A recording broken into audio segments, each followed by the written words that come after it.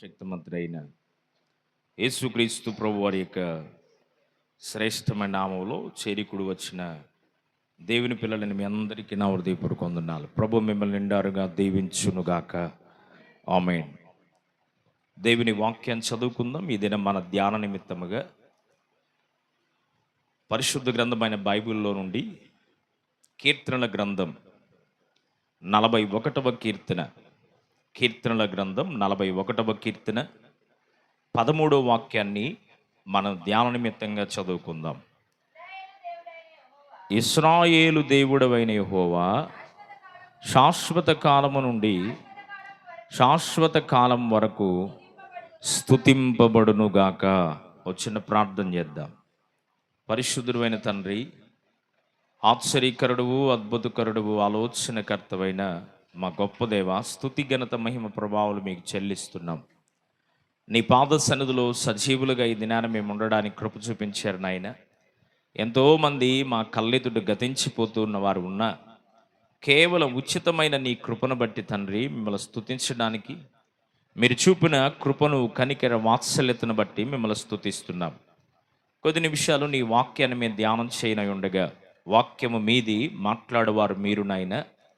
మాతో మీరు మాట్లాడి నీ కృప కలిగిన సన్నిధిని తోడయించి నడిపించమని, సహాయతను మీరు అనుగ్రహించమని యేసు జీవము కలిగిన నామములో అడిగి వేడుకొనుచు ప్రార్థించుచున్నాము తండ్రి. ఆమేన్. నాతో మాట్లాడు ప్రభువా, నీవే మాట్లాడుమయ్యా. నాతో మాట్లాడు, నీవే నీవు పలికితే నాకు మేలయా యేసయ్యా. నీవు పలికితే నాకు నీ దర్శనమే నాకు చాలయ్యా. నీ దర్శనమే నాకు చాలయ్యా. నాతో మాట్లాడు, నీవే మాట్లాడుమయ్యా. మాతో మాట్లాడుమయ్యా. నీవే మాట్లాడుమయ్యా. సర్వోన్నతుడును సర్వశక్తిమంతుడైన యేసుక్రీస్తు ప్రభు వారి యొక్క శ్రేష్టమైన నామములో కూడి చేరి వచ్చిన మనం దేవుని వాక్యములో నుండి ఒక శ్రేష్టమైన మాట మనం చదువుకున్నాం.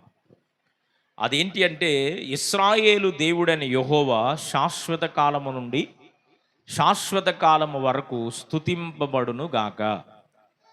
ఈ కీర్తన భక్తుడైనటువంటి దావీదు రచించినటువంటి కీర్తన. ఈ కీర్తనల గ్రంథములో ప్రత్యేకించి కీర్తనాకారుడైనటువంటి దావీదు దరిదాపుగా 71 లేక 73 కీర్తనలు ఈ కీర్తనల గ్రంథంలో రచించాడు కనుక సహజంగా బైబిల్ పండితులు ఏమంటారు అంటే దావీదు కీర్తనలు అంటాడు. దావీదు దేవునికి ఇష్టానుసారుడైన మనుష్యుడిగా ఉన్నాడు. దేవుని చిత్తమునిరిగి ప్రవర్తించిన వాడుగా ఉన్నాడు. దేవుని ఉద్దేశానికి ఎక్కడ వ్యతిరేకంగా తాను ప్రవర్తించలా. దేవుని వలనైనటువంటి సాక్ష్యాన్ని సంపాదించుకున్నాడు. దేవుని వలనైనటువంటి సాక్ష్యాన్ని సంపాదించుకొని దేవునికి ప్రియమైన వాడుగా, ఒక్క బెత్షెబా విషయంలో తప్ప మరి ఏ విషయంలో కూడా అతని లోపము కానీ, లోటు కానీ, కొరత కానీ దేవునికి కనబడలేదు. దావీదు భక్తుడు ఈ కీర్తన రాస్తూ ఇశ్రాయేలు దేవుడని యెహోవాను గురించి ఓ ప్రత్యేకమైన మాట ఇక్కడ రాస్తూ వచ్చాడు.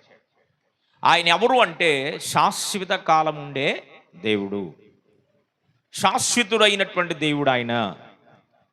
దేవుని వాక్యములో మనం గమనించినప్పుడు ఆదియు నేనే చెప్పాలి, అంతము కూడా నేనే, మొదలు ఆయనే, చివరు కూడా ఆయనే. సృష్టిని ప్రారంభించిన వాడు ఆయనే, రేపు సృష్టిని ముగించేవాడు కూడా ఆయనే. ప్రతిదానికి ప్రారంభికుడు మనం ఆరాధించే దేవుడు. ఉన్నవాడును అనువాడునైనటువంటి దేవుడు ప్రతిదాన్ని ప్రారంభం చేశాడు, ప్రతిదాన్ని కూడా ముగించేవాడు ఆయనే. ప్రకటన పుస్తకం మరి మొదటి అధ్యాయములో 3వ వచనాల్లో మనం చదివితే అన్నిటికీ అంతము సమీపించింది అన్నాడు. ప్రతిదానిని ముగింపులోకి తీసుకొచ్చేవాడు కూడా ఆయనే. ప్రకటన గ్రంథంలో ఒక చక్కని మాట ఉంటుంది, అల్ఫయు నేనే, ఓమేగయు నేనే. అంటే మనం ఆరాధించే దేవుడు ఎవరు అంటే అన్నీ తానై మనల్ని నడిపిస్తున్న దేవుడు ఆయన. ప్రైజ్ ది లార్డ్, హల్లెలూయా. అన్నీ ఆయనే, అన్ని విధాలుగా మనకు తోడై ఉండి సర్వకాల సర్వవస్థతుల్లో ప్రతి అవసరాన్ని మనకు తీరుస్తూ శాశ్వతుడైనటువంటి దేవుడిగా ఆయన ఉండి ఆయన నామాన్ని గణపరచడానికి ప్రభు కృప చూపిస్తూ నడిపిస్తున్నాడు. అందుకనే భక్తుడైన దావీదు వీటన్నిటినీ తలపోసుకుంటూ దావీదు మాట్లాడుతున్న మాట ఏంటి అంటే, శాశ్వత కాలము నుండి శాశ్వత కాలం వరకు ఉండే ఆ దేవుడు స్తుతింపబడును గాక. ప్రైజ్ ది లార్డ్, హల్లెలూయా. యెహోవా అనగా అర్థం ఏంటంటే ఉన్నవాడు అనువాడు. ఆమేన్ అనేది ఆయనే. ఉన్నవాడు ఎప్పటి నుండి ఉన్నవాడు? ఆది నుండి అంతం వరకు ఉన్నవాడు ఆయనే. ఈరోజు మన అంశం ఏంటి అంటే, శాశ్వతుడైనటువంటి దేవుడు మానవుని జీవితంలో కొన్నిటిని శాశ్వతంగా మనకిచ్చాడు. ఇచ్చాడు ఇవ్వలేదా? కొన్నిటిని శాశ్వతంగా ఇచ్చాడు. అయితే శాశ్వతంగా ఇచ్చినటువంటి వాటిని కాపాడుకొనక అశాశ్వతమైనటువంటి దాని కొరకు మానవుడు ఏం చేస్తున్నాడంటే పరుగులు పెడుతూ ఉన్నాడు. దేవుని వాక్యముల ఆదికాండ గ్రంథములో మనం జ్ఞాపకం చేసుకుంటే అన్నిటినీ దేవుడు సృజించిన తర్వాత 6వ దినాన మానవుని తన స్వరూపంలో, వినండి బైబిల్ తిరిగే అక్కర్లేదు, వినండి. అన్నిటినీ సృజించినటువంటి తదుపరి 6వ దినాన మానవుని తన స్వరూపములో తన పోలిక చొప్పున నరులను చేద్దాము అనుకొని మానవులైన మనల్ని చేశాడు. మానవుని చేసిన తరువాత ఒంటరిగా ఉండడం మంచిది కాదని అతనికి సాటి అయిన సహాయాన్ని కూడా 2వ అధ్యాయం 18వ వచనములో ఆయన చేశాడు.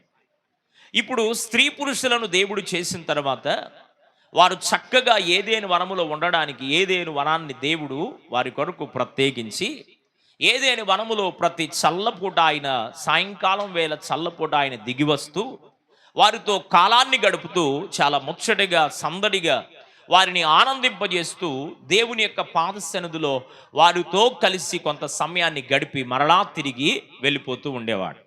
ఆయన ఆకాశము మహాకాశములో పట్టచాలనటువంటి దేవుడు, సర్వాంతర్యామి అయినటువంటి దేవుడు. అక్కడ ఉన్నాడు ఇక్కడ లేడు అనడానికి అవకాశం లేకుండా ప్రతి స్థలమందు ఉన్న దేవుడు అన్ని చోట్ల అన్ని తానయుండి ఆదామవల జీవితాన్ని నడిపిస్తూ వచ్చాడు. చెప్తూ ఏమన్నాడు అంటే, మీరు తోటలో ఉన్న ప్రతి వృక్ష ఫలమును తినవచ్చు కానీ తోట మధ్యలో నాటబడిన మంచి చెడులు తెలియపరిచే ఆ వృక్షము జోలికి మాత్రం వెళ్ళొద్దు అని చెప్పాడు. ఇప్పుడు వెళ్ళొద్దు అని చెప్పిన తర్వాత మానవుడు మరి సాతాను యొక్క ప్రలోభాలకు లోనైపోయినటువంటి వాడై, సర్పం యొక్క కుయుక్తికి లోబడిన వాడై, స్త్రీ వలన మోసగించబడి ఆదాము అవ్వలు వారిద్దరూ ఆజ్ఞ అతిక్రమం వలన పాపము చేసి పాపం వలన ఏదేను వనములో నుండి తోలివేయబడ్డారు. ఈ సంగతులు మనందరికీ తెలుసు. మీకు అర్థం అవడానికి ఇవన్నీ చెప్తున్నాను. ఏదేను వనములో నుండి తోలివేయబడిన తర్వాత ఆది పితరులుగా ఉన్నటువంటి వారు వారిని బట్టి అప్పటి వరకు భూమి మీద ముండ్ల పొదలు అనేవి లేవు. ఒక్క పల్లేరుగాయ ముళ్ళు కూడా లేదు, ఒక్క గచ్చ పొద కూడా లేదు, ఒక కంచి చెట్లు కూడా లేవు. అప్పటి వరకు భూమి మీద ఏవైతే లేవో ఆదాము అవ్వలు ఆజ్ఞను అతిక్రమించి చేసిన బలమైనటువంటి పాప క్రియను బట్టి, ఆజ్ఞను అతిక్రమించడాన్ని బట్టి మానవుని వలన నేల శపించబడి నేలను సేద్యపరుస్తూ నీవు బ్రతకాలి, నీ బ్రతుకంతా వ్యవసాయంతోనే బ్రతకాలి అని అతనికి చర్మపు చొక్కాలను కుట్టించి దేవుని ప్రేమను కనపరిచి ఏదేను వనములో నుండి వాళ్ళని పంపించేశాడు. దేవునికి స్తోత్రం చెప్పు, హల్లెలూయా. ఈ విధంగా వెళ్ళిపోయిన తర్వాత వారిని విడిపించాలిగా, వారిని రక్షించాలి అనుకున్నాడు. వారిని మొత్తానికి పంపించడానికైతే పంపించాడు కానీ వారి పైన ఉన్న ప్రేమను పోగొట్టుకోలేకపోయాడు. కారణం ఏంటి అంటే దేవుని స్వరూపములో చేయబడ్డారు, దేవుని పోలికలో చేయబడ్డారు, దేవుని లాగే ఉన్నారు గనుక ఇప్పుడు దేవుని వలె ఉన్నటువంటి ఆయనను ఆయన చూసుకోవడానికి అసలు మానవుని దేవుడు చేయడానికి ఉన్న ఓ ప్రధానమైన కారణం ఏంటి అంటే దేవుని దూతల సృష్టి చేశాడు. ముందు దేవుని దూతల మానవుని సృష్టి కన్నా ముందు ఆయనను స్తుతించడానికి, గణపరచడానికి దేవదూతల సృష్టి ఒకటి ఉంది. ఈ దేవదూతలందరూ ప్రతిరోజు అడుగుతూ ఉండేవారంట, అయ్యా నిన్ను చూడాలి, నిన్ను గాంచాలి, మా కనులారా నిన్ను చూడాలి అని ఆశిస్తూ ఉంటే, దేవుడు మొట్టమొదటి ప్రయత్నంగా నన్ను చూడాలని మీరు అనుకుంటున్నారు గనుక నా పోలికలో నా స్వరూపంలో ఉన్న మనిషిని నేను సృష్టిస్తాను అని మానవుని 21 సంవత్సరాల యవనస్తుడుగా దేవుడు ఆదామును సృజించాడు. గుర్తుపెట్టుకోండి, పసిపిల్లవాడిగా సృజించలేదు. ఎలా సృజించాడు? అన్ని తెలిసిన సర్వజ్ఞానాన్ని ఎరిగినటువంటి 21 సంవత్సరాల యవనస్తుడు, యవన ప్రాయములో ఆది పితరుడైనటువంటి ఆదామును దేవుడు తీసుకోమా త్వరగా. ఆదిపితరుడైనటువంటి ఆదామును దేవుడు తన పోలికలో తన స్వరూపములో సృష్టించిన తరువాత అప్పుడు దేవుని దూతలు చూసి అనుకున్నారు, ఓహో ఇలాగుంటాడా దేవుడు అని దేవుని స్తుతించారు. కెరూబులు శెరూబుల మధ్యలో నిత్యము పరిశుద్ధులు పరిశుద్ధులని గాన ప్రతిగానముల చేత కొనియాడబడుతున్న ఆ సర్వోన్నతుడైనటువంటి దేవుని ముఖ దర్శనాన్ని చేయడానికి ఇలాగుంటాడు అని ఆదిపితరుడైనటువంటి ఆదామును చూసి మరి దేవుని దూతల సృష్టి ఆనందించారు అని దేవుని వాక్యములో మనం గమనించగలం. దేవుని స్వరూపములో చేయబడినవాడు, దేవుని పోలికలో చేయబడినవాడు ఆజ్ఞను అతిక్రమించి బయటికి వెళ్ళిపోతే అతనిని మరలా తిరిగి దేవుని యొక్క సన్నిధిలోకి, సముఖంలోకి చేర్చుకోవడానికి రకరకాలైన ప్రయత్నాలు చేస్తూ వచ్చాడు. దేవుని వాక్యములో ఉంది, మనుషులు కల్పించినటువంటి వివిధమైనటువంటి తంత్రములను వారు కల్పనా కథలకు చెవియొగ్గి వారి జీవితాల్ని స్వకీయమైన దురాలోచన చొప్పున వారు దేవునికి దూరమైపోతున్నారని పత్రిక భాగములో మనం చూడొచ్చు. దేవునికి వ్యతిరేకమైపోయారు. అశాశ్వతమైనటువంటి దాని కొరకు ప్రయాసపడుతూ పరుగులెత్తారు, కానీ శాశ్వతుడైనటువంటి దేవుని జోలికి రావడానికి ఇష్టపడలేదు.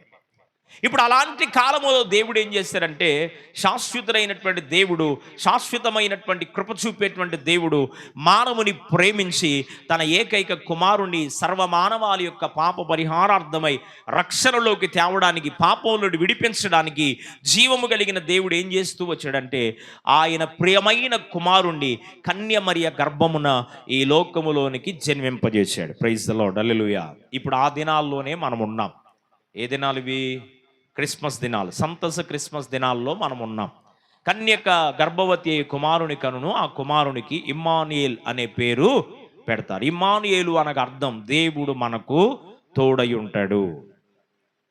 కన్యక గర్భవతి కుమారుని కనిది ఇమ్మానుయేల్ అనే పేరు పెడతారని కన్య గర్భమున జన్మించినటువంటి యేసుక్రీస్తు ప్రభువారి యొక్క మరి ఖచ్చితంగా డిసెంబర్ 25 పుట్టాడని ఎక్కడ లేదు బైబిల్లో, కానీ చలికాలంలో పుట్టాడని ఉంది కనుక ఒక రాజుగారి పుట్టినరోజున ఆనాటి కాలంలో ఉన్నటువంటి పెద్దలు, గౌరవించదగినటువంటి పూజనీయులు ఏం చేశారు అంటే, రాజుగారి పుట్టినరోజున యేసు ప్రభు వారి పుట్టినరోజుగా మలచి ఈ దినం వరకు అదే డిసెంబర్ 25వ తారీఖున క్రిస్మస్ పండుగ దినాన్ని మనం చేస్తున్నాం.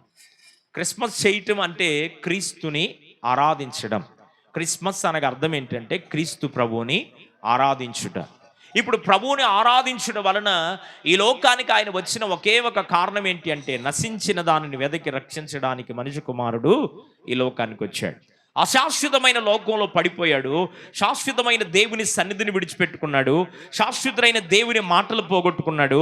శాశ్వతమైనటువంటి దేవుని ఆశీర్వాదాన్ని పోగొట్టుకున్నాడు. శాశ్వతమైనటువంటి దేవుని సహవాసాన్ని పోగొట్టుకున్నాడు. శాశ్వతమైనటువంటి దేవుడే వారికి తండ్రిగా, కాపరిగా ఉండి నడిపిస్తున్న దైవీక సంబంధమైనటువంటి ఆశీర్వాదాలు పోగొట్టుకొని ఆజ్ఞను అతిక్రమించి అశాశ్వతమైనటువంటి దాని కొరకు పరుగులెత్తి మానవుడు ఆనాటి నుండి ఈనాటి వరకు పడుతున్న ప్రయాస అంతా ఎంత కాదు. రకరకాలైనటువంటి శ్రమలు, సమస్యలను అనుభవిస్తూ ముందుకు వెళుతూనే ఉన్నాడు. ఈరోజు మన ధ్యానాంశం ఏంటంటే, ఏది శాశ్వతమైనది? మన దేవుడేమో శాశ్వతమైన దేవుడు. ఆయన అల్ఫయు ఆయనే, ఒమేగయు ఆయనే, ఆదియు ఆయనే, అంతము ఆయనే. శాశ్వతులైనటువంటి దేవుని పాద సన్నిధిలో ఆయన స్వరూపములో ఆయన పోలికలో చేసుకున్న ఆదిపితుడైనటువంటి ఆదాము అవ్వలు పాపము చేసి బయటికి వెళ్ళిపోయి అశాశ్వతమైనటువంటి దానిలో పడిపోతే వారిని అశాశ్వతమైన దానిలో నుండి విడిపించడానికి ఏకైక కుమారుడైన యేసుక్రీస్తు ప్రభు వారిని పంపించి విలువైన రక్తమును చిందించి విడువని విమోచకుడుగా ఉండి మరలా తిరిగి దేవుని దగ్గర పోగొట్టుకున్న ప్రతి దానిని మనందరికీ ప్రభు ఇచ్చాడు. గట్టిగా చప్పట్లు కొడుతూ ప్రభు నామహింపరదాం. హల్లెలూయా. దేవుని సన్నిధిలో ఏది పోగొట్టుకున్నామో మరలా తిరిగి అవన్నీ మనకు దేవుడు అనుగ్రహించడానికి తన కుమారుణ్ణి మన కొరకు బలి అర్పణగా అర్పించినటువంటి పరిస్థితులు కనబడుతున్నాయి. Praise the Lord. హల్లెలూయా. అశాశ్వతమైన దానికే ప్రాముఖ్యత ఇస్తున్నాడు మానవుడు. అశాశ్వతమైనటువంటి దానికే ప్రాముఖ్యత ఇస్తున్నాడు కానీ శాశ్వతమైనటువంటి దాని కొరకు ఏమి ఇవ్వలేకపోతున్నాడు. అశాశ్వతమైనటువంటి దాని కొరకు ప్రాముఖ్యతనిస్తే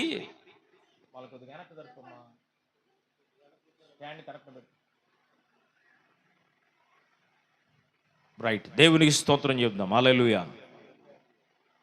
శాశ్వతమైనది నీవు నా ఎడ చూపిన కృపా, శాశ్వతమైనది నీవు నా ఎడ చూపిన కృపా, నన్ను కను పాపవలే అనుక్షణం నన్ను కను పాపవలే కాచిన కృపా, శాశ్వతమైనది నీవు నా ఎడ చూపిన కృపా. హల్లెలూయా. శాశ్వతమైనటువంటి కృప చూపే దేవుడు అశాశ్వతమైన దాని కొరకు మానవుడు పరిగెత్తి ప్రయాసపడుతూ ఉన్న దేవుడు మాత్రం శాశ్వతమైనటువంటి వాడు గనుక శాశ్వతమైన ప్రేమతో కృపతో ప్రేమిస్తూ విడివడక కృప చూపుతూ శాశ్వతులైన దేవుడు మరలా తిరిగి ఆయన సన్నిధిలోకి మనల్ని ఆహ్వానిస్తూనే ఉన్నాడు. Praise the Lord. హల్లెలూయా.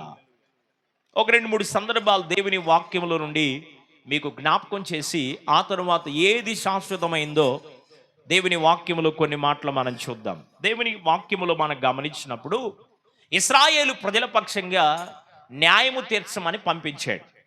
ఆయన పేరు బిలాము ప్రవక్త. ఏం పేరు ఆయన పేరు? బిలాము ప్రవక్త.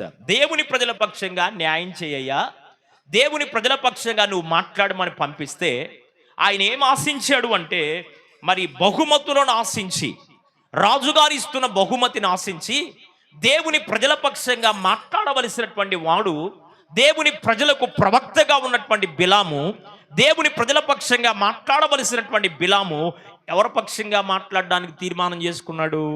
రాజుగారి పక్షంగా మాట్లాడడానికి తీర్మానం చేసుకున్నాడు.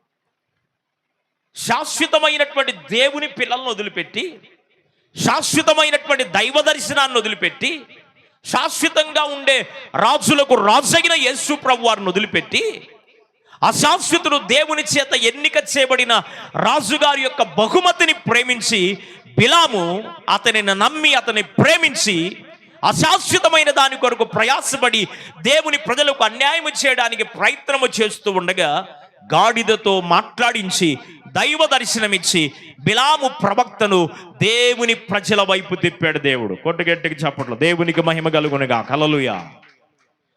బిలాము యొక్క ఆత్మనేత్రాలను తెరిచాడు. కనులు మూసుకుపోయి రాజుగారిచ్చే బహుమతిని ప్రేమించి ఆశించి ప్రజల పక్షంగా అన్యాయం చేయడానికి తీర్మానం చేసుకుంటే దేవుడు మాట్లాడి దర్శనమిచ్చి దేవుని ప్రజల పక్షంగా న్యాయము చేయడానికి దేవుడు అతనికి మరలా తిరిగి అవకాశాన్ని అనుగ్రహించాడు. వెండిని, బంగారును, సీనారు వస్త్రములను ఆశించి పోగొట్టుకున్నటువంటి నయమాను పోగొట్టుకున్న కుష్ఠరోగాన్ని సంపాదించుకోవడానికి కొరకే అశాశ్వతమైన వెండి బంగారాన్ని ఆశించి దేవుని సేవకునికి తెలియకుండా పరుగెత్తి వెళ్ళిపోయాడు. ఎవరైనా? గెహజీ. దైవజనుడు ఎదుటున్నప్పుడే చెప్తే ఒక మాట, అయ్యా నువ్వు సీనియర్ పాస్టర్ కాబట్టి నేనేదో జూనియర్గా ఉన్నానయ్యా, నా కుటుంబ పరిస్థితి బాగలేదయ్యా, అయ్యి కొద్దిగా నాకు ఇప్పించయ్యా అంటే దైవజనుడు ఒకవేళ ఇప్పించి ఉండేవాడేమో. దైవజనుడితో చెప్పలా. 2 సందర్భాలు దైవజనుడు ఎదుట మాట్లాడవలసినటువంటి పరిస్థితి వచ్చినా అక్కడ ఏం మాట్లాడలేదు. తనలో ఉన్న ఆశ, దురాశ గర్భము ధరించి పాపమును గనగా పాపము పరిపక్వమై మరణమును కనును అని దేవుని వాక్యం సెలవిస్తుంది. దురాశలో పడిపోయాడు, ఆశలో పడిపోయి పరిగెత్తుకుంటా వెళ్ళిపోయి నయమాను దగ్గర ఏమీ తెలియకుండా అవన్నీ తీసుకొని వచ్చి ఇంటన పెట్టి మరలా తిరిగి వచ్చి దైవజనుడి యొద్ద నిలబడ్డాడు గెహజీ. దైవజనుడు అడుగుతున్నాడు, ఎలీషా గారు, గెహజీ ఎక్కడికి వెళ్ళొచ్చావు? అప్పుడన్నా చెప్పొచ్చుగా, అయ్యా నాకేదో కొద్దిగా ఆశ కలిగింది అయ్యా, ఆశ కలిగింది కనుక నేనేదో పేదరికంలో ఉన్నానయ్యా, కొద్దిగా ఆయన దగ్గరికి వెళ్ళి అవి తెచ్చుకున్నానయ్యా అంటే ఒకవేళ చిన్న శాపాన్ని ఇచ్చేవాడేమో. దేవుని సేవకులకు వ్యతిరేకంగా ప్రవర్తించడం, దైవజనుడు మాటను ఖాతరు చేయకుండా ప్రయత్నించడం వల్ల ఏదో ఒక మాట అనేసో తిట్టో అలాగుండేవాడేమో. అక్కడ కూడా ఏమన్నాడు తెలుసా? నేను ఎక్కడికి వెళ్ళినాయ్యా, ఇక్కడే ఉన్నానుగా, నీ ఎదుటే ఉన్నానుగా, నేను ఎక్కడికి వెళ్ళలేదే అని మాట్లాడాడు.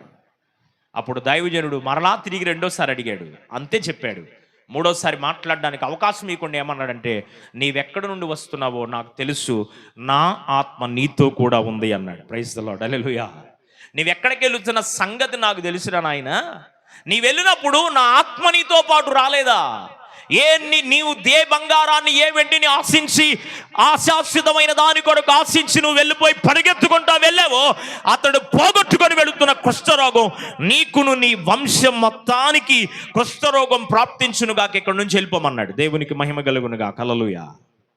వెండిని బంగారాన్ని ఆశించి అశాశ్వతమైనటువంటి దానిని ప్రేమించి అశాశ్వతమైనటువంటి దాని కొరకు ప్రయాసపడి పరుగులెత్తి ఏం తెచ్చుకున్నాడు? శాశ్వతమైన కుష్ఠరోగాన్ని సంపాదించుకున్నాడు. నీ ధనం ఎక్కడ ఉండునో నీ మనస్సు అక్కడే ఉండును. ఈ లోకములో ధనము కూర్చుకోవడానికి ప్రయాసపడకండి, పరలోకమునందు ధనము కూర్చుకోండి అన్నాడు. ఇంకా ఏమన్నాడు అంటే, ధనాపేక్ష సమస్త కీడులకు మూలం. కనుక ధనమో బంగారమో ఈ లోకములో ఉన్న ఏది మన వెంబటి వచ్చేది కానే కాదు.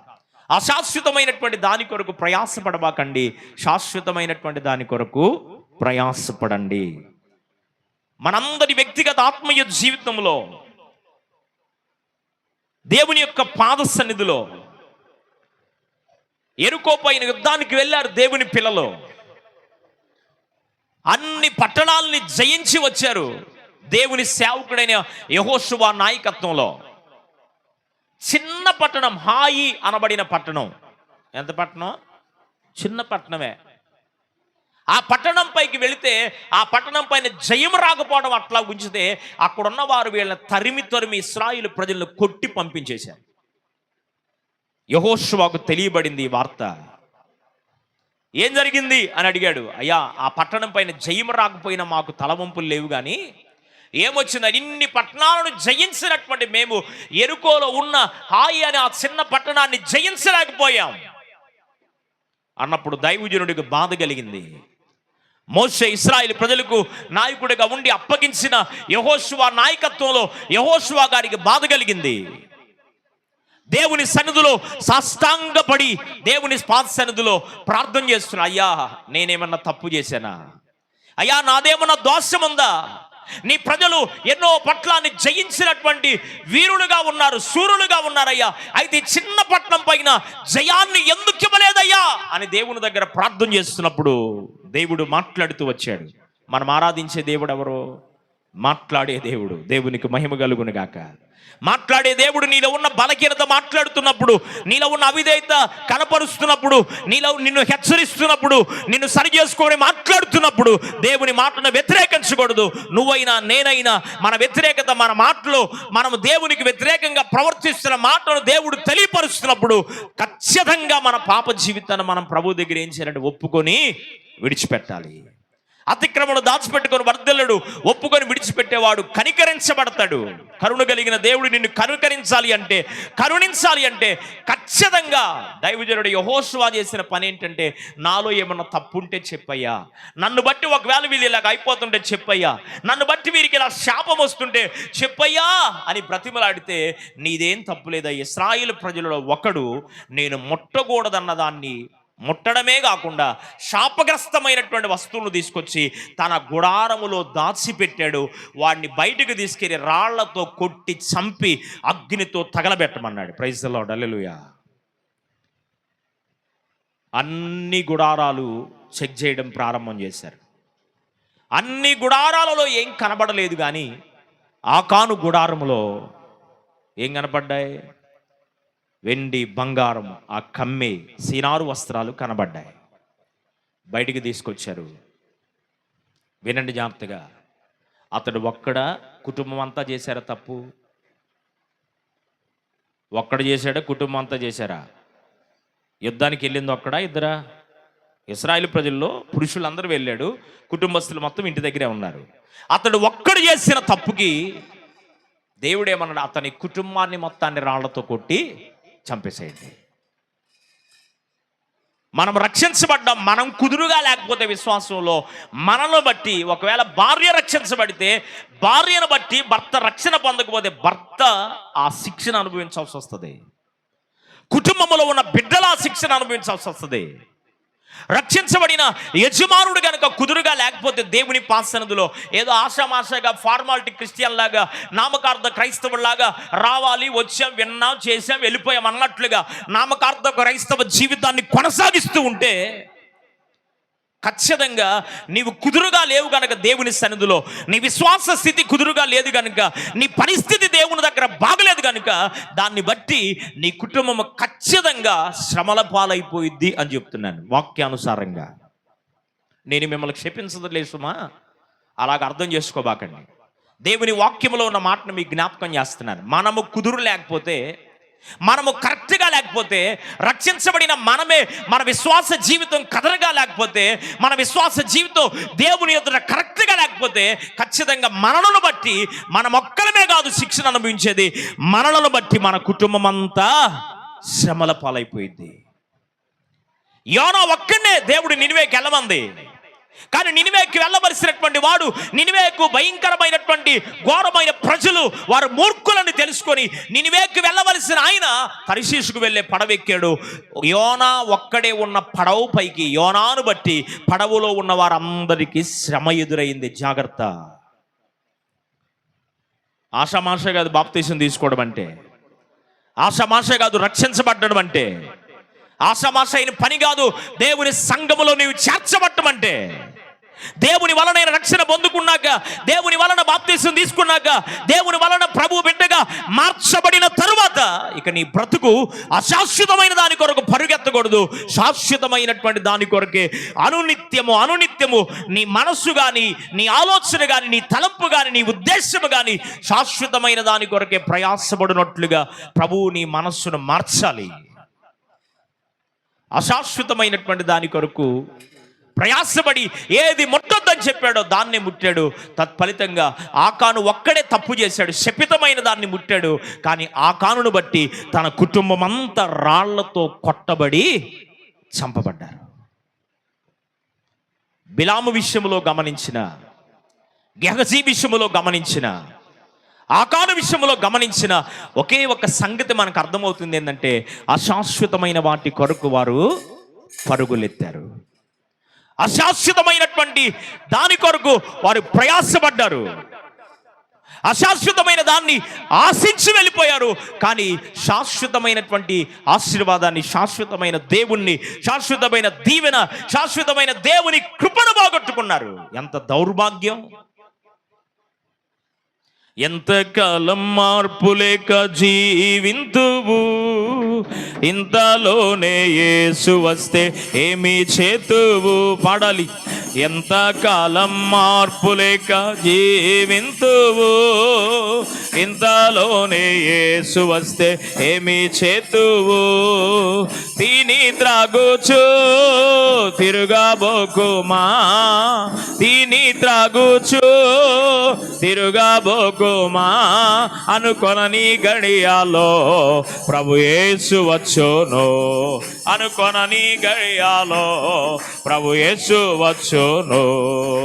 ప్రభు యేసు రాకడ సమీపించెనిప్పుడే, సిద్ధపడుమో సోదరుడా, సంసిద్ధపడుమో సోదరి.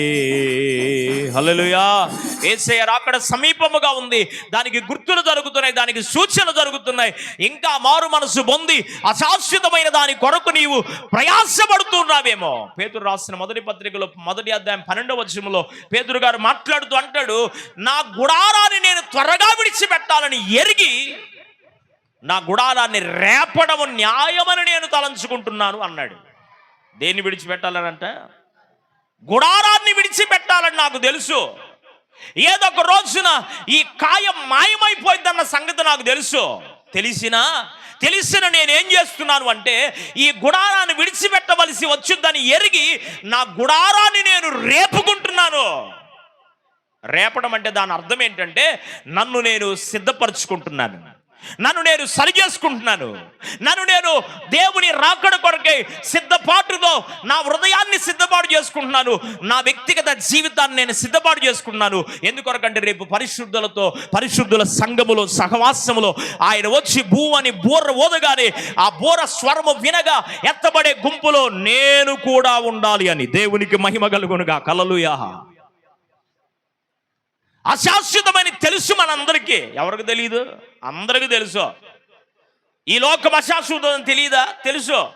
ఈ లోకములో మహా బ్రతికితే 80 సంవత్సరాలని మనకు తెలుసు. అయినా కానీ అశాశ్వతమైన దానికే ప్రాముఖ్యత ఇస్తాం, కానీ శాశ్వతమైన దేవుని సన్నిధికి మనం ప్రాముఖ్యత ఇవ్వలేం. మన గృహాల్లో ఎంతమంది ఉన్నారు ఖాళీ కూర్చొని టీవీలు చూస్తున్న వాళ్ళు? ఎంతమంది ఉన్నారు ఇళ్ల దగ్గర సరదాగా మాట్లాడుకుంటున్న వాళ్ళు? ఎంతమంది ఉన్నారు ఆ రోడ్ల పైన సరదాగా బళ్ళు వేసుకొని తిరుగుతున్న వాళ్ళు? మనోళ్లే, క్రైస్తవులే, దేవుని పిల్లలే, రక్షించబడిన వారే, దేవుని యొక్క పాద సన్నిధికి వచ్చేవారే. ఎంతమంది నిర్లక్ష్యంగా ప్రవర్తిస్తున్నారు?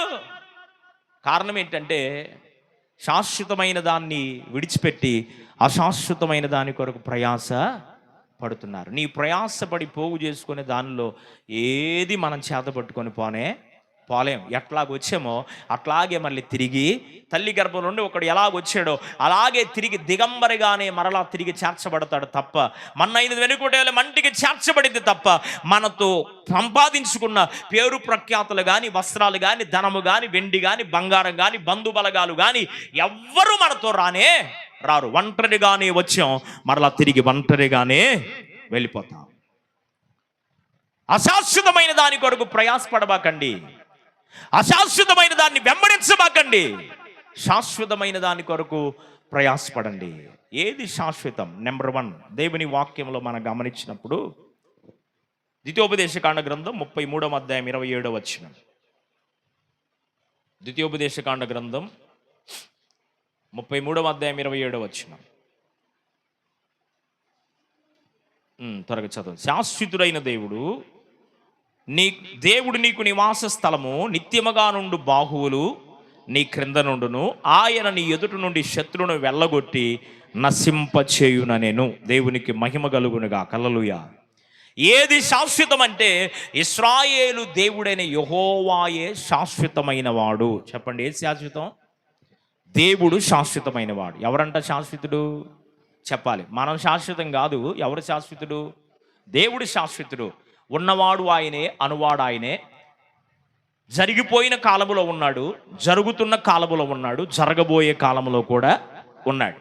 మన పితరులు గతించిపోయిన కాలములో ఉన్నారు, కొంతమంది జరుగుతున్న కాలములో ఉన్నారు. రేపు భవిష్యత్తు కాలములో, జరుగుతున్న కాలములో ఉన్న వీళ్ళు భవిష్యత్తు కాలంలో కనబడకపోవచ్చు. ఇప్పుడున్న మనం భవిష్యత్తు కాలాన్ని ఒకవేళ చూడలేకపోవచ్చేమో. అయితే భూత వర్తమాన భవిష్యత్తు కాలములో ఉన్నవాడు ఎవరు అంటే, శాశ్వతుడైన మన దేవుడు. దేవునికి మహిమ కలుగునుగా. హల్లెలూయా. ఏది శాశ్వతం అంటే, నెంబర్ 1 దేవుడే శాశ్వతుడైన వాడు.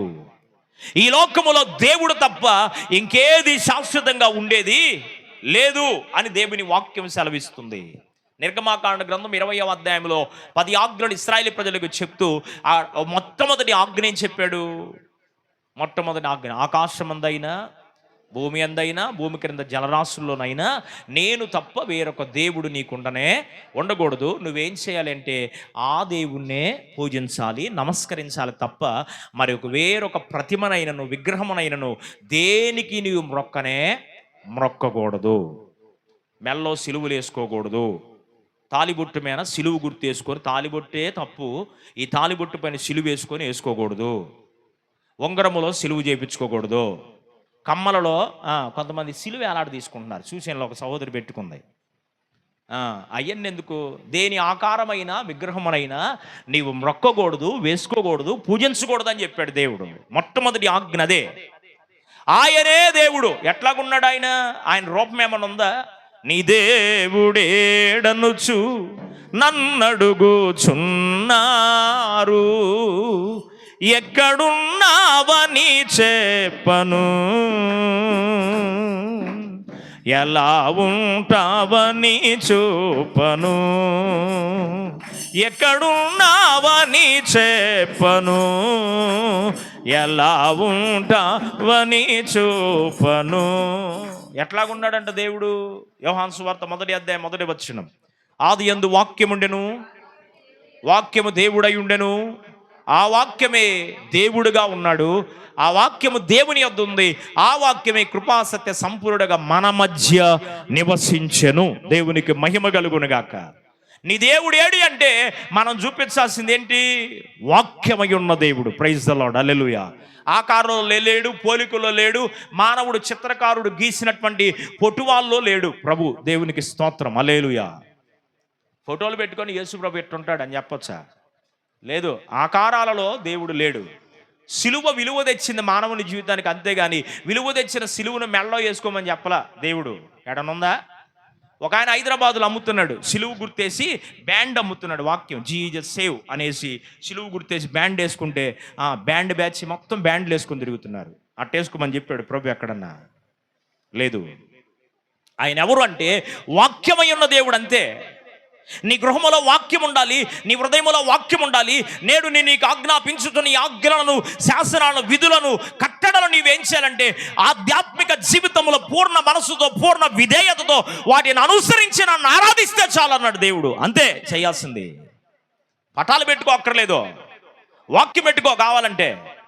దేని ఆకారాన్ని పెట్టుకోకూడదు ఇంట్లో.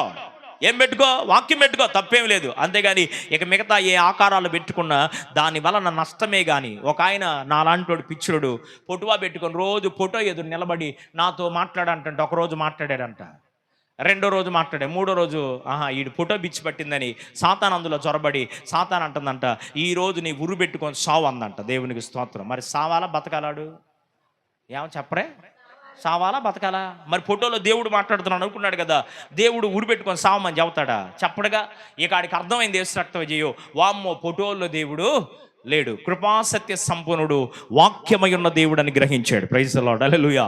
కనుక ఎవరు శాశ్వతం? ఏది శాశ్వతం అంటే నెంబర్ 1 దేవుడు శాశ్వతమైన వాడు. దేవునికి మహిమ కలుగును గాక. రెండో మాట ఇర్మియా గ్రంథం 31వ అధ్యాయం 3వ వచనం. ఇర్మియా గ్రంథం 31వ అధ్యాయం 3వ వచనంలో శాశ్వతమైనటువంటి ప్రేమతో నేను నిన్ను ప్రేమించుచున్నాను కనుక విడువక నీ ఎడల కృప చూపుతున్నాను అన్నాడు.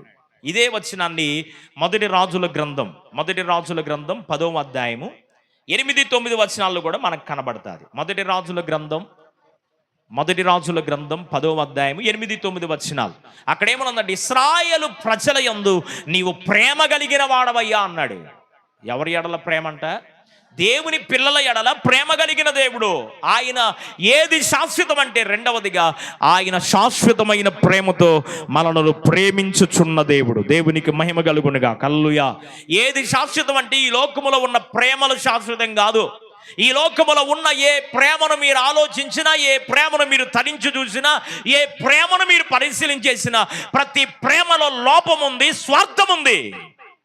కానీ ఏ ప్రేమలో మోసము, స్వార్థము లేదంటే కేవలం యేసయ్య ప్రేమలో మాత్రమే స్వార్థము లేదు, యేసయ్య ప్రేమలో మాత్రమే లోపం లేదు. ఊహకు అందని ప్రేమ నా యేసు ప్రేమ, ప్రేమ నా తండ్రి ప్రేమ.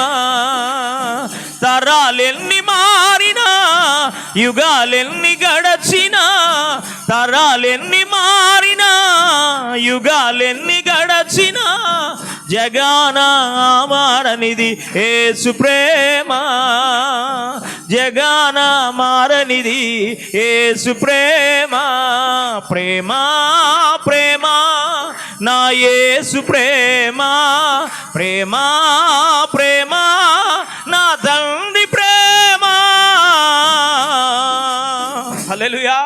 జగాన మనుషుల్లో ఉన్న ప్రేమలో మార్పు వచ్చింది. డబ్బున్న ఒకలాగా ప్రేమిస్తారు, డబ్బులో నిన్న ఒకలాగా ప్రేమిస్తారు. ఈ నాకు బనికొస్తాడంటే ప్రేమిస్తారు, ఈ నాకు బనికిరాడంటే tata bye bye see you అంటారు. దేవునికి మహిమ కలుగునుగా. హల్లెలూయా. వీడు మనకు అవసరమరా అంటే హత్తుకుంటారు, వాటేసుకుంటారు. వీడు మనకు అవసరం లేదులంటే అబ్బే ఈ రిక్కీతో నాకు సంబంధమే లేదు అన్నట్టుకుంటారు. Praise the Lord. హల్లెలూయా. అంతేగా దేవుని ప్రేమకను మానవుల ప్రేమకి డిఫరెన్స్, వ్యత్యాసం ఉంది. కొద్దిగా గొప్ప అయితే ఏదో వ్యత్యాసం అయితే భరించవచ్చు, కానీ దేవునికి స్తోత్రం, ఆకాశానికి భూమికి ఉన్న వ్యత్యాసం చూపిస్తున్నారు. దేవునికి మహిమ కలుగును గాక. అయితే నా యేసయ్య ప్రేమ లోపం లేని ప్రేమ, డంబము లేని ప్రేమ, ఉప్పొంగని ప్రేమ, శాశ్వతమైన ప్రేమ, కపటము లేని ప్రేమ, కలతలు లేని ప్రేమ, ఆలోచనతో నడిపించే ప్రేమ. ఆయన ప్రేమ ఒక్కటే శాశ్వతమైనటువంటి ప్రేమ అని చెప్తున్నాను. Praise the Lord. హల్లెలూయా. ఏది శాశ్వతమైనదంటే దేవుడు మానవుని ప్రేమించే, దేవుని చేత ప్రేమించబడుతున్న దైవీకమైనటువంటి ప్రేమ శాశ్వతమైనది. మూడో మాట చెప్తున్నాను. దేవుని వాక్యములో మనం గమనించినప్పుడు, మూడో మాట దేవుని వాక్యంలో మనం జ్ఞాపకం చేసుకుంటే, పేతురు రాసిన మొదటి పత్రిక 1వ అధ్యాయం 22వ వచనం. పేతురు రాసిన మొదటి పత్రిక 1వ అధ్యాయం 22వ వచనం. మీరు క్షయబీజము నుండి కాక శాశ్వతమగు జీవము గల దేవుని వాక్యమూలముగా అక్షయ బీజము నుండి పుట్టింపబడిన వారు గనుక. చాలు. ఏది శాశ్వతం అంటే జీవము కలిగిన దేవుని వాక్యమే శాశ్వతం. శిష్యులతో చెప్పాడు, ఆకాశము గతించును, చెప్పరే, భూమి గతించిపోయింది, నా మాటలు గతించవు అన్నాడు. Praise the Lord. హల్లెలూయా. యేసుప్రభు వారు ఈ లోకానికి వచ్చి దాదాపుగా 2025 సంవత్సరాలు గతించిపోయింది. ఇంకొక ఈ నెలలో మనం నూతన సంవత్సరంలోకి వెళ్ళిపోతాం, 26వ సంవత్సరంలోకి. అయినా అప్పటి నుండి ఇప్పటి వరకు ఏవి గతించలేదు. మనుషుల మాటలు గతించిపోతాయి, కానీ జీవము కలిగిన దేవుని మాటలు ఎప్పుడు గతించేవి కాదు. అందుకని ఇక్కడ అన్నాడు, శాశ్వతంగా ఉండేది ఏంటి అంటే జీవము కలిగిన దేవుని వాక్యమే. జీవము కలిగిన దేవుని మాటలే శాశ్వతంగా ఉండేవి. పేతురు రాసిన మొదటి పత్రిక 1వ అధ్యాయంలో 24వ వచనంలో కూడా మనం చూస్తే, సర్వ శరీరులు గడ్డిని పోలిన వారు ఉన్నారు, వారి అందమంతయు గడ్డి పువ్వులే ఉన్నది, గడ్డి ఎండును దాని పువ్వు రాలును, అయితే ప్రభువు వాక్యము ఎల్లప్పుడూ నిలుచును అన్నాడు. Praise the Lord. హల్లెలూయా. ఏమి నిలబడిద్ది అంటే ఎల్లప్పుడు చెప్పాలి. ఏమి నిలబడిద్ది? మన మాటలు నిలబడవు. మనం కూడా కొంతమంది చెప్తాం, ఖచ్చితంగా చేసేస్తాం, ఇబ్బంది ఏమి లేదు, నేను మాట ఇస్తున్నా అని చెబుతాం. మన మనుషుని యొక్క మాట కొన్నిసార్లు అవకాశం లేకో కుదరకో మన మాట నిలబడిపోవచ్చు, తప్పిపోవచ్చు. కానీ జీవము కలిగిన దేవుని మాట ఎల్లప్పుడూ నిలిచి ఉండేది. అది శాశ్వతమైన మాట. కనుక ఏది శాశ్వతం అంటే మూడవదిగా దేవుని వాక్యము శాశ్వతమైనది. 4వ మాట చూడండి. దేవుని వాక్యంలో ప్రసంగి పుస్తకం 3వ అధ్యాయం, ప్రసంగి పుస్తకం 3వ అధ్యాయము 14వ వచనం. ప్రసంగి గ్రంథం 3వ అధ్యాయము. దేవుడు చేయు పనులన్నయు శాశ్వత కాలముండునని నేను తెలుసుకున్నాను, దానికి ఏది చేర్చబడదు, దాని నుండి ఏది తీసివేయబడదు. మనుషులు తన యందు భయభక్తులు కలిగి ఉండునట్లు దేవుడు ఇట్టి నియమమును నియమించి చేసి ఉన్నాడు అన్నాడు. Praise the Lord. హల్లెలూయా. ఏది శాశ్వతం అంట చెప్పాలి. ఏ శాశ్వతం? దేవుని పని శాశ్వతం. ఏ శాశ్వతం? మనుషుల పనులు శాశ్వతంగా ఉంటాయా? తొంటరి పనులు చేస్తూ ఉంటారు, కానీ ఈ పనులు శాశ్వతంగా ఉండవు. కుదిరితే పని చేస్తాం, లేకపోతే పని చెయ్యం. పని చెడగొట్టాలన్నా పని చెయ్యాలన్నా ఎవరి చేతులు ఉంటుంది? మన చేతులు ఉంటుంది. అయితే మన పనులు ఒకవేళ శాశ్వతంగా ఉండకపోవచ్చు, కానీ పూర్వకాలం రాజులు పరిపాలన చేశారు కదా మన దేశాన్ని. రాజులు పరిపాలన చేసినట్టు రాజుల కట్టడాలు కొన్ని నిలిచిపోయి ఉన్నాయి ఇప్పటి వరకు, కొన్నేమో అసలు కాలగర్భంలోనే కలిసిపోయినాయి. అందువలన ఏ పని శాశ్వతమైంది కాదు, కానీ కేవలం దేవుని పనులు మాత్రమే శాశ్వతమైన. ఆదికాండ గ్రంథం 2వ అధ్యాయం 2వ వచనంలో ఓ చక్కని మాట అంటాడు. చదువుదామా? ఆదికాండం 2:2. ఆదికాండ గ్రంథం 2వ అధ్యాయం 2వ వచనం. దేవుడు తాను చేసిన తన పని దేవుడు తాను చేసిన తన పని 7 దినములలోగా సంపూర్తి చేసి తాను చేసిన తన పని అంతటి నుండి 7వ దినమున విశ్రమించెను. దేవునికి మహిమ కలుగునుగాక. మన పనులు అసంపూర్తిగా ఉంటాయి. దీని అర్థం ఏంటంటే మనం పని ప్రారంభం చేస్తాం, కానీ మన పనులు మధ్యలో ఆగిపోవచ్చు, ముందుకి వెళ్ళలేకపోవచ్చు. మన నిర్ణయాలు, మనం చేస్తున్నటువంటి ఆలోచనలు, మనం చేస్తున్నటువంటి పనులు, మనం జరిగించబోతున్న కార్యాలు కొన్ని మధ్యలో నిలిచివేయబడవచ్చేమో, కానీ దేవుని పని మాత్రం ఎలాగుంటుందంట? శాశ్వతమైనది. ఆయన ప్రతి పనిని ప్రారంభించడు, ప్రారంభం చేస్తే దాన్ని సంపూర్తి చేస్తాడు. ప్రైజ్ ద లార్డ్, హల్లెలూయా. 23వ అధ్యాయం అనుకోండి, యోబు గ్రంథంలో 14వ వాక్యం చదవండి, మీకు ఇంకా కొద్దిగా అర్థం అవడానికి చెప్తాను. యోబు గ్రంథం, ఇట్టి పనులను ఆయన అనేకములుగా జరిగించేవాడు. ఆ మాట 13, 14 వచనాలు. 13, 14. అయితే ఆయన ఏక మనస్సు గలవాడు, ఆయన మార్చగలిగిన వాడెవడు? ఆయన తనకిష్టమైనది ఏదో అదే చేయును, నాకు విధింపబడిన దానిని ఆయన నెరవేర్చును. అట్టి పనులను ఆయన అనేకములుగా జరిగించువాడునై ఉన్నాడు. ప్రైజ్ ద లార్డ్, హల్లెలూయా. మనకిష్టమైన పని చేయడు కొన్నిసార్లు దేవుడు. ఎవరికి ఇష్టం వచ్చింది చేస్తాడు? అర్థమవుతుందా? దేవునికి ఇష్టం వచ్చింది చేస్తాడు. మనకిష్టం వచ్చిన కార్యాలు కొన్నిసార్లు చేయడు దేవుడు. ఎందుకొరకంటే నీకు ఇష్టం వచ్చింది ఇస్తే నువ్వు పాడైపోతావు. నీకు ఇష్టం వచ్చింది ఇస్తే దానివల్ల నా నష్టం ఉంది నీ జీవితంలో. నీకు ఇష్టమైంది నువ్వు కోరుకున్న దేవుడు నీకు ఇస్తుంటే దానివల్ల నీ భవిష్యత్తు ఇప్పుడు బాగానే ఉంది, కానీ భవిష్యత్ జీవితం చీకటమయమైపోయింది. కనుక దాన్ని బట్టి నీకు ఇష్టమైన పనిని దేవుడు చేయడానికి కొన్నిసార్లు నిరాకరిస్తాడు. అయితే ఆయనకి ఇష్టమైనదేదో అదే నీ జీవితంలో చేస్తాడు. కారణం ఏంటంటే ఆయనకి ఇష్టమైన పనులు నీకు జరిగించినప్పుడు సంపూర్ణమైన సంతోషం నీకు కలుగుతుంది. ప్రైజ్ ద లార్డ్, హల్లెలూయా. అనేకములుగా ఇట్టి పనులను, ఇట్టి కార్యములను ఆయన జరిగించువాడునై ఉన్నాడు అన్నది వాక్యంలో. ఆయన ఎవరంటే నీలాగా నాలాగా మనసు మార్చుకునేవాడు కాదు. కష్టం వచ్చినప్పుడు ఒకలాగా, ఇష్టం వచ్చినప్పుడు ఒకలాగా, సమృద్ధి ఉన్నప్పుడు ఒకలాగా, కొదువులో ఉన్నప్పుడు ఒకలాగా, మనలాగా మనస్సు మార్చబడేవాడు కాదు. ఆయన ఎవరంటే ఏక మనస్సు గలవాడు. ప్రైజ్ ద లార్డ్, హల్లెలూయా.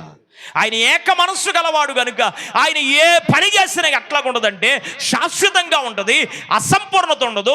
ఆయన పనులు సంపూర్ణముగానే ఉంటాయి. ప్రైజ్ ద లార్డ్, హల్లెలూయా.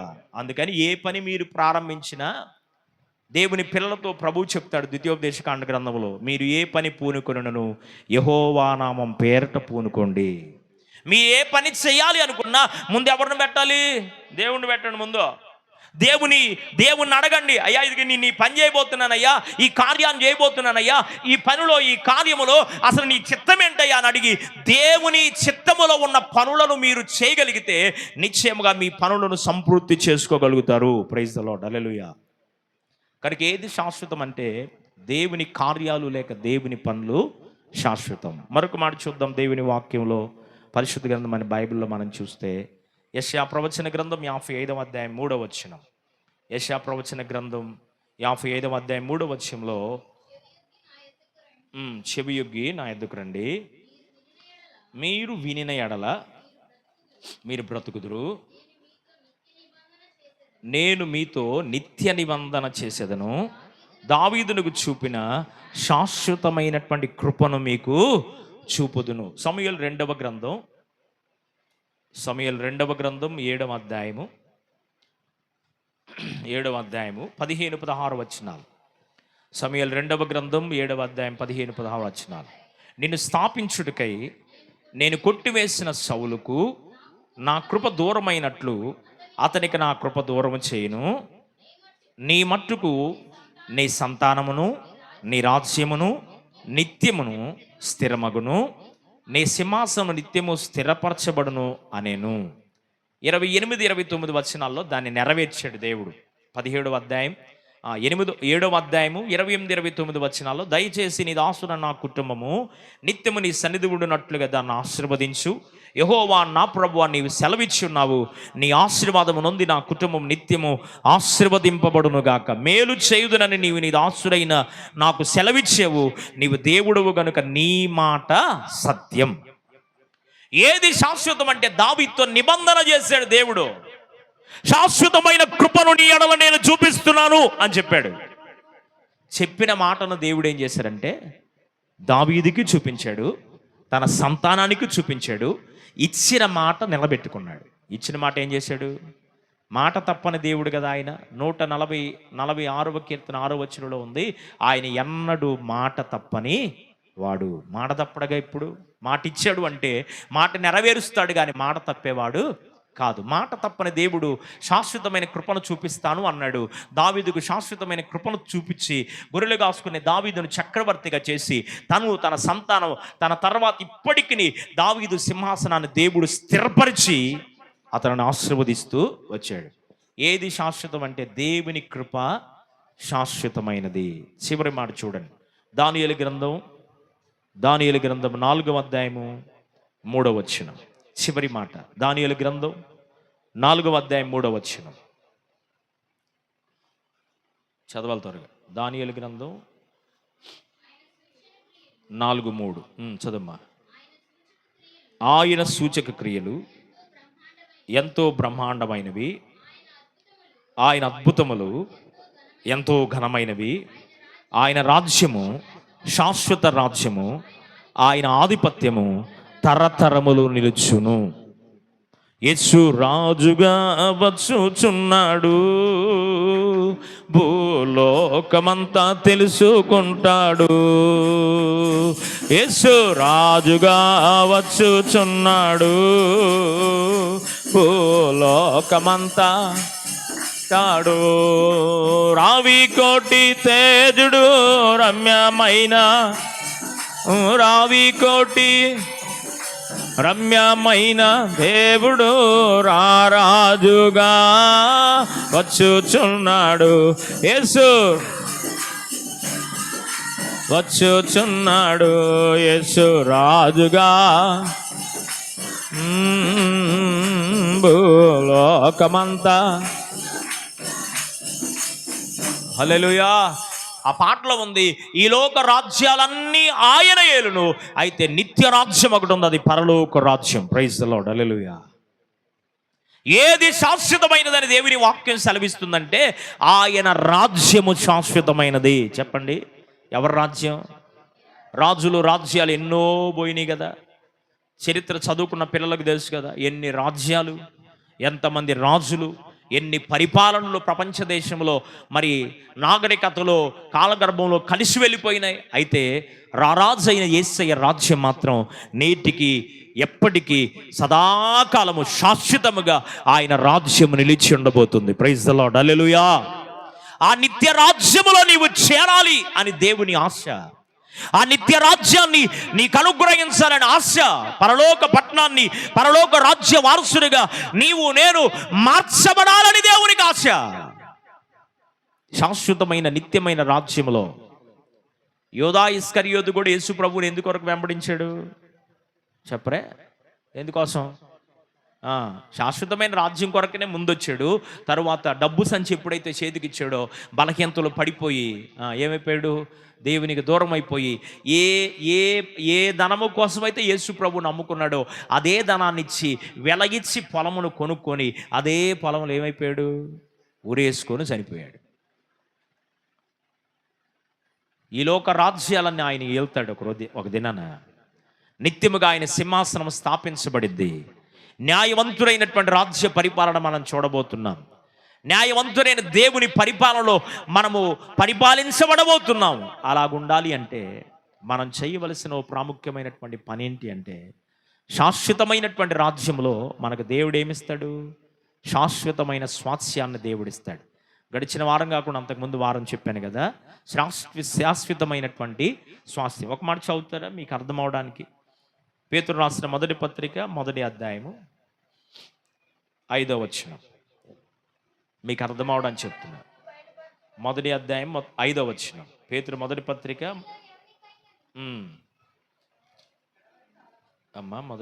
అదే కడవరి కాలమందు బయలుపరచబడుటకు సిద్ధముగా ఉన్న రక్షణ మీకు కలుగునట్లు విశ్వాసము ద్వారా దేవుని శక్తి చేత కాపాడబడు మీ కొరకు ఆ స్వాస్యము పరలోకమందు భద్రపరచబడి ఉన్నది. నిత్య రాజ్యములో నీవు చేరాలి అంటే పరలోకం అనే స్వాస్యాన్ని నీవు సంపాదించుకోవాలంటే విశ్వాసము ద్వారా నీవేమవ్వాలి? రక్షణ పొందాలి. విశ్వాసము ద్వారా ప్రభువుని అంగీకరించాలి. హెబ్రీ పత్రిక 9వ అధ్యాయము 14వ వచనం నిత్యుడైనటువంటి తండ్రి అయిన క్రీస్తు ప్రభువారి యొక్క రక్తము వలన నిర్జీవ క్రియలను విడిచిపెట్టాలి. ఏ క్రియలంట? నిర్జీవ క్రియలను విడిచిపెట్టి ఆయన పాపములో నుండి పాపము లేని వాడిగా, పవిత్రుడుగా, నిష్కలమసుడుగా యేసు ప్రభువారు ఉన్నాడు గనుక ఆయన అమూల్యమైన రక్తము చేత కడగబడి విమోచించబడి ఆయన కుమారుడు కుమార్తెగా విశ్వాసము ద్వారా తీర్చబడి నీవేమవ్వాలంటే ఆయన రాజ్య వారసుడిగా ఉండాలి. ఆయన రాజ్యములో, పరలోక రాజ్యములో నిత్య స్వాస్యముగా కడవరి కాలములో మనకు అనుగ్రహించబడవచ్చున్న పరలోక రాజ్యం అనే స్వాస్యములో నీవు ఉండాలి అంటే ఇదే శాశ్వతం అనుకొని బ్రతకమాక. We are all Indians. I am Indian, you are also Indians. మనందరం ఇండియన్సే, భారతీయులమే. కానీ మనకు ఒక రాజ్యం ఉంది. అదే రాజ్యం అంట. ఎంత సుందరమో ఆ పరలోకము, అంతా సువర్ణమే ఏమి చిత్రమో. చేరాలనుకుంటే ఆ పట్టణము యేసయ్యాకివ్వాలి మీ హృదయము, యేసయ్యాకివ్వాలి మీ హృదయము. ఎంత సుందరమో ఆ పరలోకము, అంతా సువర్ణమే ఏమి చిత్రమో. భలే ఇష్టం నాకు ఆ పాట. కానీ పల్లవే వచ్చినాలు రావు. ప్రైజ్ ద లార్డ్, హల్లెలూయా. సుందరమైన పరలోక పట్టణములో నిత్య రాజ్యములో నీవు ఉండాలి. స్వాస్యముగా పరలోక పట్టణాన్ని నువ్వు పొందుకోవాలి అంటే చాయిస్ ఈజ్ యువర్స్, నీ చేతిలోనే ఉంది. యేస్కేలు గ్రంథములు అంటాడు, పరలోకం నరకం, ఆశీర్వాదం శాపం, జీవం మరణం, ఏది కోరుకుంటావో నువ్వే కోరుకోమన్నాడు. ఈ క్రిస్మస్ దినాల్లో ఇంకా ఒకవేళ ప్రభువుని అంగీకరించకుండా నీ ఉంటే, ప్రభువుని సొంత రక్షణగా అంగీకరించడానికి తీర్మానం చేసుకో.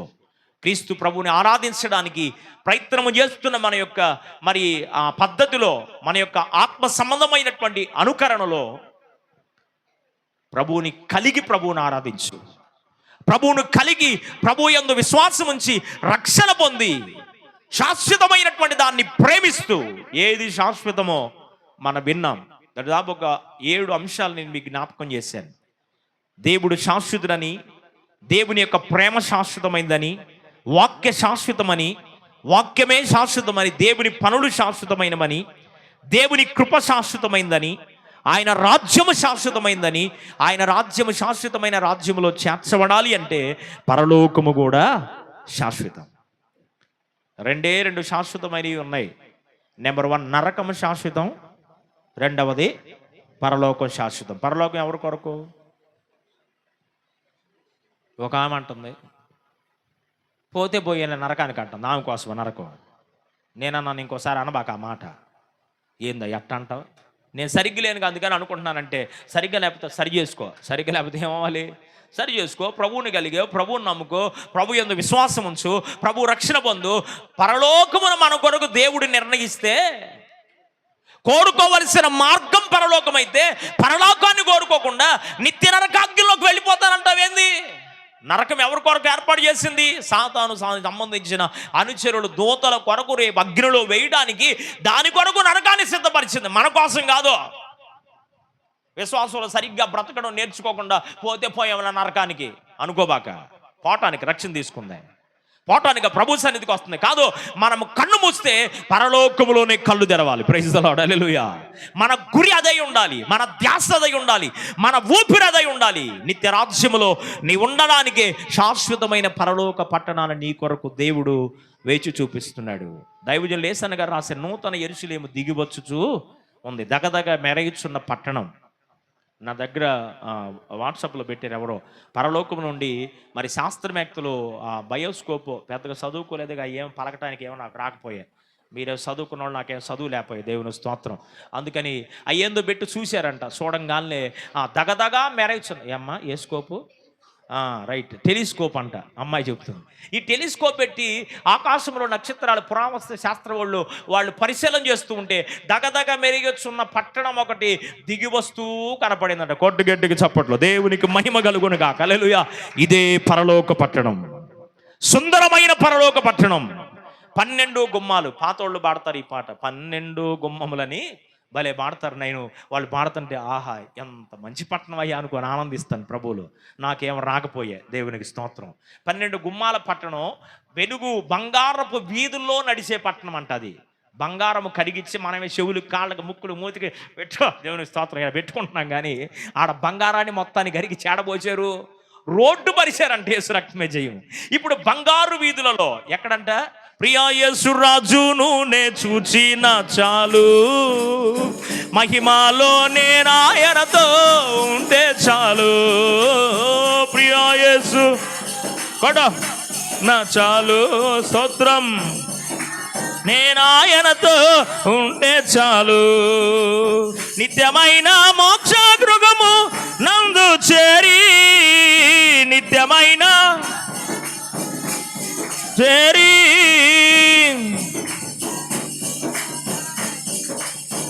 స్తోత్రం లోహించిన చాలు, ప్రియా యేసు రాజును నే చూచిన చాలు, మహిమాలో ఉంటే చాలు, ఆహా బూరా ఎప్పుడు మ్రోగుతుందో, ఆహా నా ఆశ ఎప్పుడు తీరుతుందో, ఆహా బూరా మ్రోగుతుందో, ఆహా నా ఆశ ఎప్పుడు తీరుతుందో, తండ్రి నా కన్నిటిని తుడచునెప్పుడో, తండ్రి నా తుడచునెప్పుడో, ఆశతో వేచి ఉండే నా హృదయం, ఆశతో నా హృదయం, ప్రియా యేసు రాజును నే చూచిన చాలు, మహిమాలో ఉంటే చాలు. గుడ్డి గట్టిగా చప్పట్లు కొడుతూ పాడు, నే చూచిన చాలు, మహిమాలో ఉంటే చాలు, యేసుని రక్తమందు కడుగాబడి, వాక్యము చే నిత్యం భద్ర పరచబడి, యేసుని రక్తమందు కడుగాబడి, వాక్యము చే నిత్యం భద్ర పరచబడి, నిష్కలంక పరిశుద్ధులతో పేదలు నేను, నిష్కలంక పరిశుద్ధులతో పేదలు నేను, బంగారు వీధులలో తిరిగేదాను, బంగారు వీధులలో తిరిగేదాను, ప్రియా యేసు రాజును నే చూచిన చాలు, మహిమాలో ఉంటే చాలు, ప్రియా యేసు రాజును నే చూచిన చాలు, మహిమాలోనే నాయనతో ఉంటే చాలు. తల్ల వంచండి, కళ్ళు మూసుకోండి. నిత్యమైన పరలోక రాజ్యములో, శాశ్వతమైన రాజ్యములో ఈ పాలు పంపులు పొందడానికి నీకు కావలసిన, నాకు కావలసిన అర్హత ఒక్కటే. ఇంకా ఒకవేళ ప్రభువుని అంగీకరించకుండా ప్రభువుకు దూరంగా ఉన్నామేమో, యేసు రక్తమందు కడగబడ్డానికి, విమోచించబడ్డానికి, నీలో ఉన్న పాపం శాపం నిర్జీవ క్రియలను విడిచిపెట్టడానికి తీర్మానం చేసుకొని, ప్రభువా నీ వలన రక్షణ నేను పొందుతానయ్యా, నీ వలనైనటువంటి నాయన రక్షణ నేను కొనసాగుతాను ప్రభువా, ఓ తీర్మానంలోకి వద్దాం. ఒకవేళ నేను రక్షించబడిన వ్యక్తిగా ఒకవేళ నువ్వు ఉంటే, అశాశ్వతమైన దాని కొరకు ప్రయాసపడుతున్నావేమో, క్షమించమని అడుగు ప్రభువుని. శాశ్వతమైన వాటి కొరకు నేను ప్రయాసపడతానయ్యా, అశాశ్వతమైనది వాటి జోలికి నేను వెళ్ళను ఆయన, అవి నాకు అవసరం లేదు ప్రభువా. శాశ్వతమైన నీ ప్రేమ కొరకు, శాశ్వతమైన నీ కృప కొరకు, శాశ్వతమైనటువంటి నీ వాక్యము కొరకు, శాశ్వతమైన నీ పనులను బట్టి, శాశ్వతమైన నీ రాజ్యాన్ని బట్టి, శాశ్వతమైన పరలోక పట్టణమును బట్టి నాయన, శాశ్వతమైన వాటిని నేను వెంబడిస్తున్నాయనని ప్రభు, శాశ్వతమైన వాటిని నేను కోరుకుంటానయ్యా అని ప్రభు దగ్గర పశ్చాత్తాపడు, తీర్మానం చేసుకో. ప్రభువుకు దూరంగా ఉండబాక, రోజులు బాగలేదు, దినములు బాగలేదు. దొంగ వచ్చినట్లుగా ఏ రోజున ప్రభు రాకడొచ్చునో తెలియదు. రాకముందే ఎత్తబడే గుంపు, మరి సిద్ధపరచబడుతున్న గుంపులో నీవు నేను ఉండాలి. ఆశిస్తూ ఉండగా బంగారు వీధుల్లో నీవు తిరగాలని ఆశ నీకుంటే, నిత్యమైన గృహములో పరలోక పట్టణముడి ఉండాలని ఆశ కలిగిన వ్యక్తిగా నీవు ఉంటే, ప్రభు దగ్గర తీర్మానం చేసుకో. నీ హృదయంలో ప్రభువుని చేర్చుకో. ప్రభువుకు స్థానం ఇవ్వు. రక్షించబడి నీవు అశాశ్వతమైన దాని కొరకు ప్రయాసపడబాక, తప్పు తెలుసుకొని తిరిగిన తప్పిపోయిన కుమారుడు తిరిగి వచ్చినట్లుగా తిరిగి వచ్చి, అయ్యా నేను అంగీకరిస్తాను, నీ కుమారుడుగా నీ కుమార్తెగా నేను మార్చబడతాను ప్రభువా, నీ కుమారుడుగా నేను ఉంటాను నాయనా. ఇక మీద నేను తప్పిపోనయ్యా, పాడైపోయినయ్యా, నేను తప్పిపోని ప్రభువా, బలహీనుడిగా నేను ఉండను, బలహీనురాలుగా నేను ఉండనని తీర్మానం చేసుకుందాం ప్రభు దగ్గర. ఓ చిన్న ప్రార్థన. పరిశుద్ధుడైన తండ్రి, ఆశ్చర్యకరుడ నీ కొందనాలు. చెప్పబడిన వాక్యముల నుండి నాతో మాతో మీరు ముచ్చటించి నీ వాక్కుల కొరకు నీకు స్తోత్రాలు. సమయానుకూలమైనటువంటి నాయన సందర్భాన్ని మీరు ఇచ్చి తండ్రి, అనుకూలంగా నీ ప్రజలను గురించి నీ పాద సన్నిధిలో కొద్ది నిమిషాల వాక్యం మాట్లాడడానికి కృప చూపించావు నాయన. నన్ను బలపరచండి, కృప చూపించండి. వాక్యం విత్తమన్నటువంటి ప్రతి హృదయం ఫలించున్నట్లుగా సహాయం చేయ ప్రభువా. అలాగే యూట్యూబ్ ద్వారా నీ మాటలు ఆలకిస్తున్న బిడ్డలు కూడా దీవించండి. వారు కూడా శాశ్వతమైన విడిచిపెట్టి శాశ్వతమైన దాని కొరకు కూడా వారు ప్రయాసపడినట్లుగా అట్టి కృపను సమాధానం మీరు కలుగు చేసి బలపరచమని, కృప చూపించి నీ కార్యాన్ని జరిగించమని, ముందున్న సమయాన్ని కూడా ఆశీర్వాదకరంగా మలచమని యేసు ప్రభు నామములు అడిగి వేడుకొనొచ్చు ప్రార్థించుచున్నాం తండ్రి. ఆమేన్. ప్రైజ్